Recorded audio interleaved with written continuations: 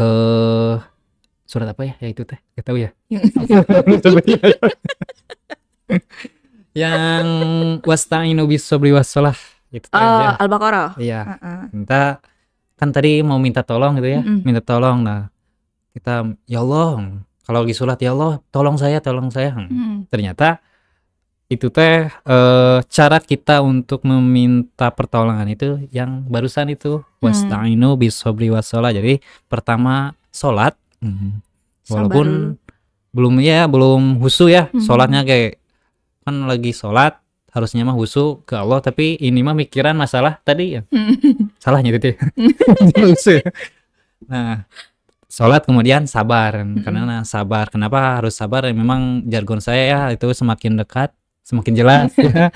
Insya Allah, karena semakin jelas itu karena ada pertolongan Allah. Oh, Jadi sambung lagi ya, mungkin kayak selain yang An-Nasr itu lanjutannya pecahkan masalah dengan sholat dan dengan sabar itu ya. itu. Sabar dan sholat. Ya, Oke, itu dia. itu. Berarti selain An-Nasr, berarti Kal Insyirah, terus ke Al-Baqarah ya. Nyambung-nyambung ya ternyata. Nyambung, Masya betul. Allah ya. Amazingnya Al-Quran tuh kayak gitu ya. Jadi ayat per ayat meskipun suratnya jauh, saling berkesinambungan, saling nyambung gitu.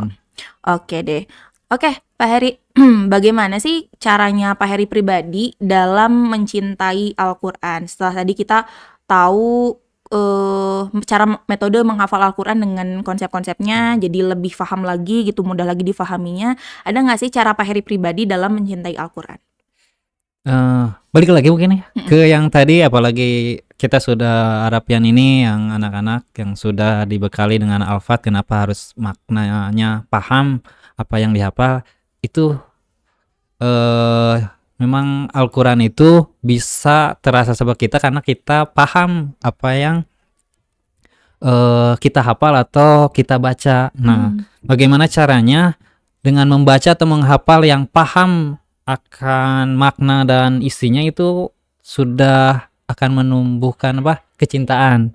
Karena mau dari bangun sampai kebangun lagi ya pasti tidur juga kan, masalah itu ada aja ya. Nah, dengan masalah yang ada di kita itu terjawab dengan apa yang ada di Al-Quran. Maka itu dasarnya Al-Fat mungkin ya, kenapa kita harus dengan maknanya paham dan direalisasikan memang di kehidupan sehari-hari. Gitu sih. Oke, berarti balik lagi ke Al-Fat dengan paham konsep, makna, tema, itu jadi lebih cinta Quran. Tapi sebelum baca Al-Quran, apalagi memahami maknanya, kan kita perlu pembiasaan tuh untuk baca Quran, untuk menghafalnya juga, murojaah.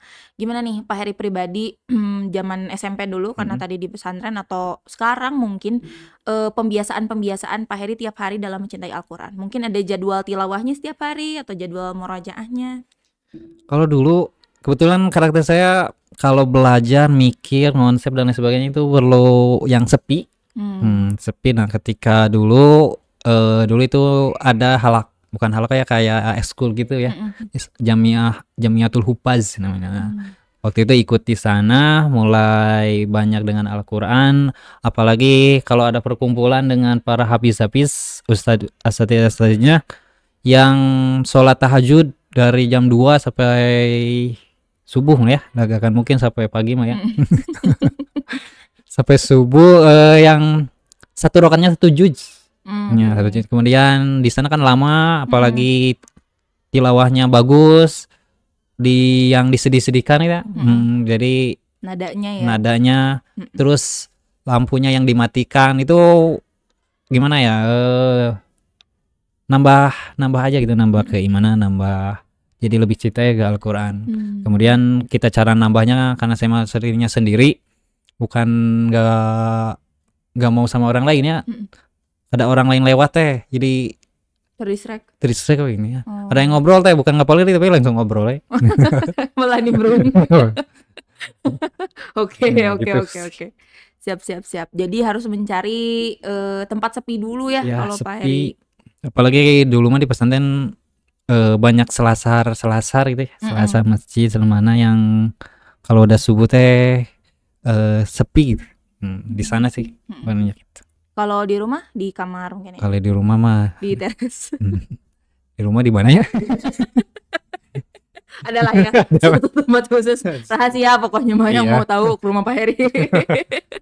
Oke, oke deh Pak Heri. Nah, Ya. tadi kan Pak Heri sempat nge-mention ya Arafians kalau peran Pak Heri selama 6 tahun berada di SMP Arafi ini khususnya di kesiswaan harus menjadi seorang ayah untuk anak-anak kita di sini, untuk siswa-siswa SMP Arafi dan untuk putrinya Pak Heri nih. Kebetulan Pak Heri juga punya anak ya, kelas 4 ya Pak Heri ya. Nah, ada nggak sih Pak Her tips untuk anak-anak SMP Arafi untuk menumbuhkan cinta terhadap Al-Quran yang bisa dilakukan sehari-hari? Untuk anak-anak ya, pertama mungkin untuk anak-anak jika ingin betul memang jadi hafiz, apalagi yang cita-cita insya Allah di 30 juz ya, bukan juz 30 ya, itu mah udah lewat ya udah harusnya. lewat. Pertama mungkin perbaiki dulu tahsin mungkin ya. Ya itu tahsin perbaiki ya. Bagus. Perbaiki Al-Quran dulu mungkin ya. Dari mulai makharijul huruf, kemudian tajwid dan lain sebagainya. Dari sana juga biasanya dulu pernah les Quran ya, les Quran ngaji ya anak-anak. Biasanya kalau bacanya sudah bagus, dengan sendirinya dia akan gampang untuk menghafal ya, menghafal. Kemudian jadi nggak ada kendala aja kalau menghafal. Kalau yang susah, apalagi yang masih awal-awal, akan susah kecuali memang yang auditori ya. Itu juga kan harus dibantu ya, yang dibantu. Mungkin tipsnya mah sembari mungkin sekarang menghafal tapi perbaiki bacaan sih, bacaan tahsin dan lain sebagainya. Insya Allah nanti juga akan mempermudah. Kemudian kecuali memang yang dari anak-anak ya kan itu mah sambil jalan. Nah, mungkin didengarkan itu salah satu alternatif buat kita. Dan biasanya peran orang tua dan guru mungkin di sekolah mah membantu. Iya, betul.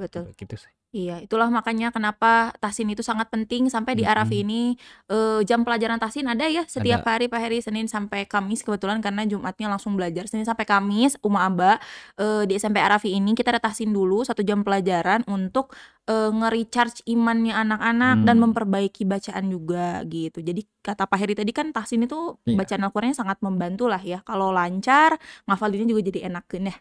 Yang gitu. Ada lagi sih sebenarnya. Oh, apa tuh? Mau tahu gak? Iya tuh mau tuh. Kumaha sih? Ya preparasi persiapan itu sangat penting dan menentukan biasanya.